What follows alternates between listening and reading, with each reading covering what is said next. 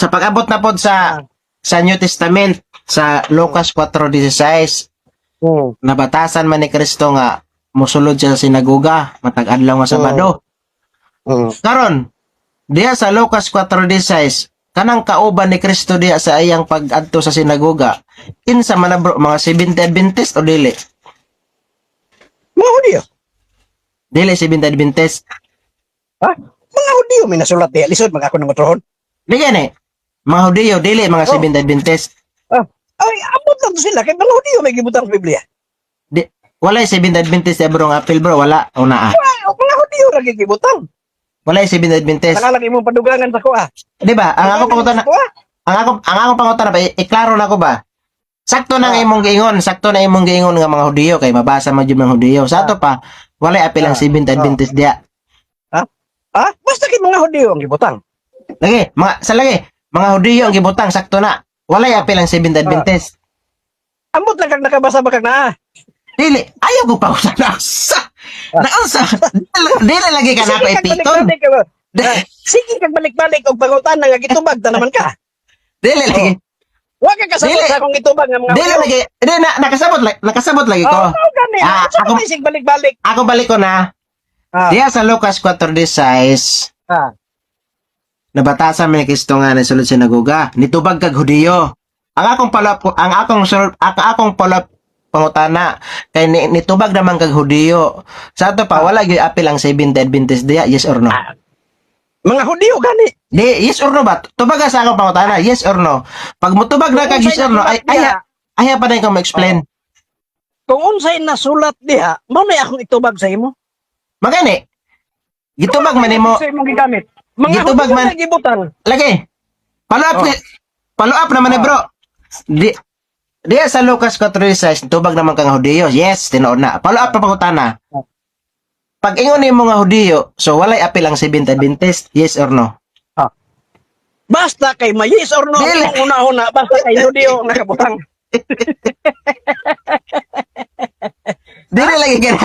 Dili lagi ka na ipiton. Sinaguga matag adlaw Sabado. Diha sa Lucas 4:16, magpunto ta sa Lucas 4:16. Nag-unsa man si Kristo diha, nagsimba o wala?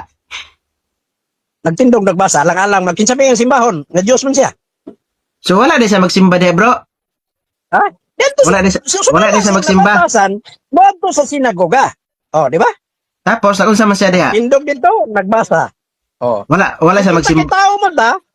Oh, kita-kita man ta, bato da mo simba kang Kristo. So diha sa Lucas 4:16 si Kristo nagtindog ra siya, nagbasa, wala siya magsimba. Ha? Ay, sa. Nagunsan day ka diya sa simbahan din. Nagunsan day ka diya. Di ba? Ako pangutana ba? Diya sa Lucas 4:16 si Kristo nagtindog, nagbasa ingon nimo. So kay nagtindog raman siya diha nagbasa, wala siya magsimba. Ha? Ba ang Wala. sulti diya, nagtindog og nagbasa. Basta kay nabatasan niya mo adto sa sinagoga adtong ipapaulay. Okay. Diya sa Lucas 4:16 ba, sa iyang pagtindog iyang pagbasa, nag-unsa man sa diha sa iyang pagtindog ug pagbasa, nagsimba? Wala. Nagtindog og nagbasa. Nagtindog lang nagbasa lagi. Diya sa Lucas 4:16.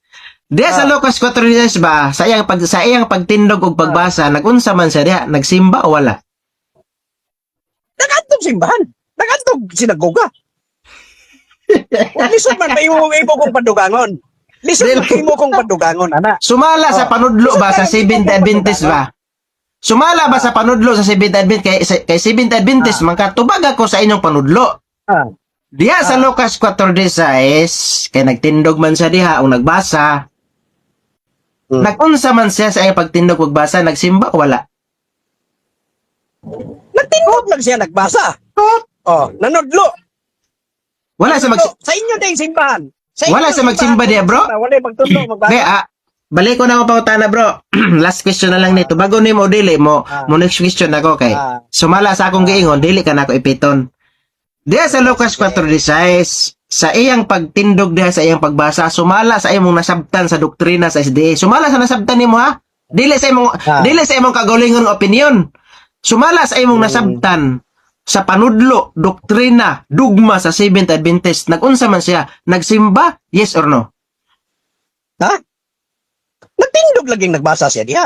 sumala sa doktrina sa SDA ba dili sumala sa imong nasabtan kaya kanang imong tubag sa imong raman ng opinion sa imong raman kagalingon sumala ba sa panudlo sa SDA ba sumala sa gitudlo sa SDA sumala sa dogma sumala sa doktrina sa SDA nagunsa si Kristo diya sa Lucas 4:16 nagsimba o nagsimba yes or no Ang akong itubag sa imo bro, kung unsay nabasa diha sa Lucas 4:16 nagtindog basa. Pero ang kinaya sa SDA kung madto sa matang Sabado, tuwa sa simbahan mo simba.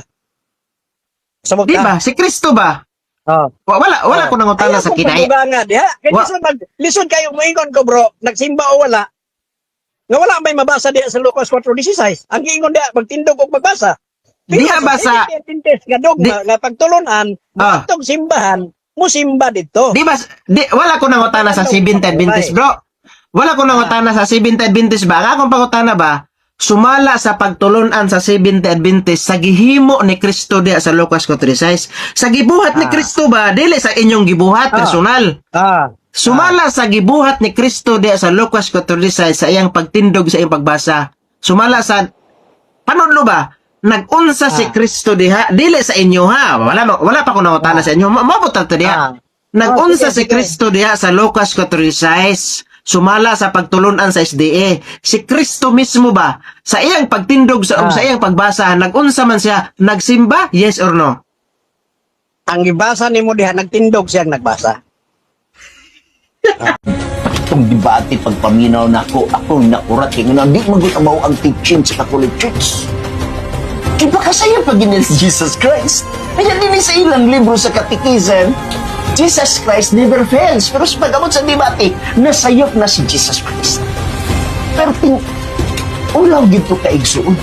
Hagba gito yung diritso.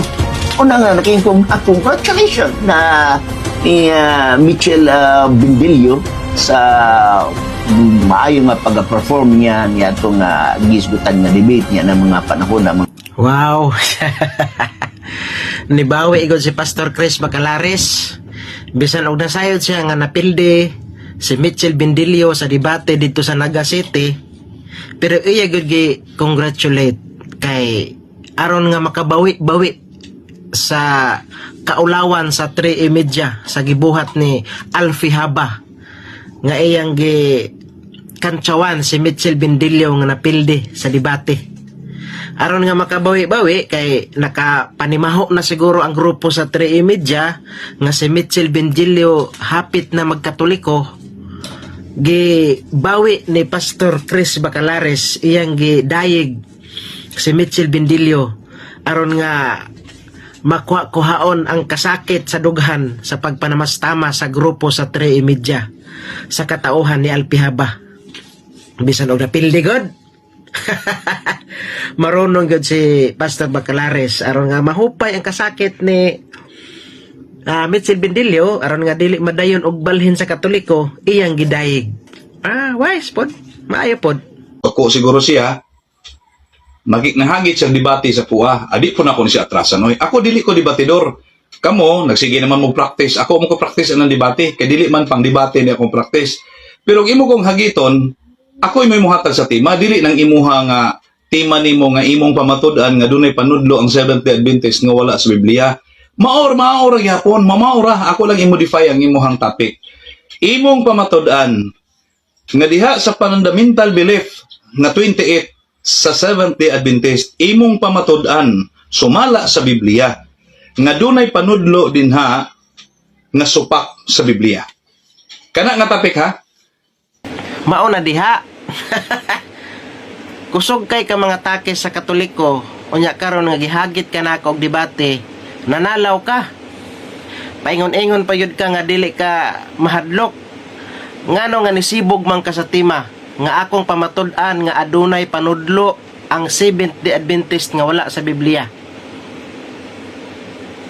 ang manghagit gani maunay mo affirmative maunay mo himo sa tema maubitaw nga ako'y naghimo sa tema kay ako ang nanghagit karon ayo kog buti kung unsa ang akong itima kay ako may affirmative wala pa jud kahibang kaagan gud sa debate nya suguon ko nimo nga ako ang pamatud-an ng 28 ka tema sa Seventh Adventist nga ako may mapamatuod ang dili man na among doktrina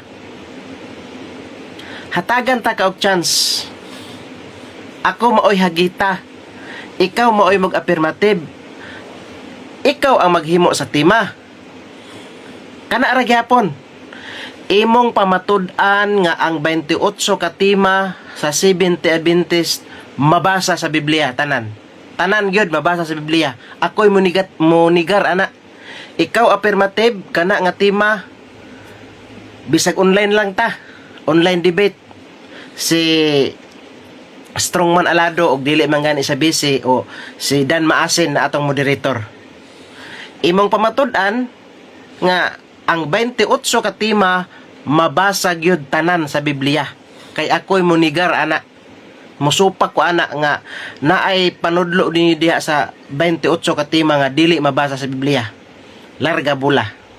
May buntag mga igsoon, ani lang Mick, kay imo mong kong gihanggat sa debate, nakabasa ko sa imong kumbo ninyo, na imo kong hanggaton, imong pamatud-an nga si Kristo nagbungkag sa adlaw ipapahulay. Daginuton ta ka.